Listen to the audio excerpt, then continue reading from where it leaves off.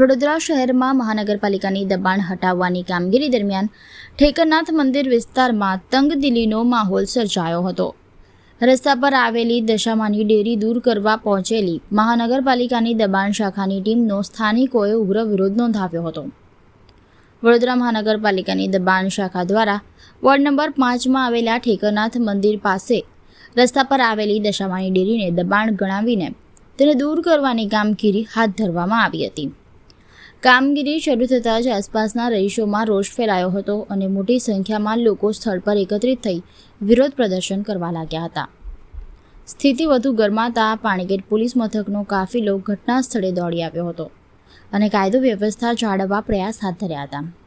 આ દરમિયાન સ્થાનિકો અને દબાણ શાખાની ટીમ વચ્ચે રકઝક સર્જાતા વડોદરા મહાનગરપાલિકાના ડેપ્યુટી મ્યુનિસિપલ કમિશનર સુરેશ તુવર પણ તાત્કાલિક સ્થળ પર પહોંચ્યા હતા.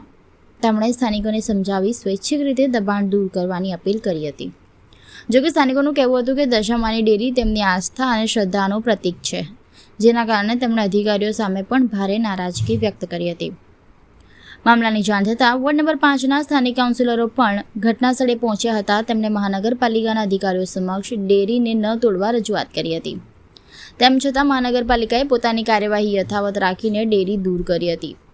આ અંગે વોર્ડ નંબર 5ના ભાજપના કાઉન્સિલર મનોજ શાહે ઉચ્ચ અધિકારીઓ સમક્ષ રજૂઆત કરવાની સાથે સ્થાનિકોની લાગણીને ધ્યાનમાં રાખી જરૂરી નવનિર્માણ કરાવવા પ્રયાસ કરવાની બાંહેધરી આપી હતી.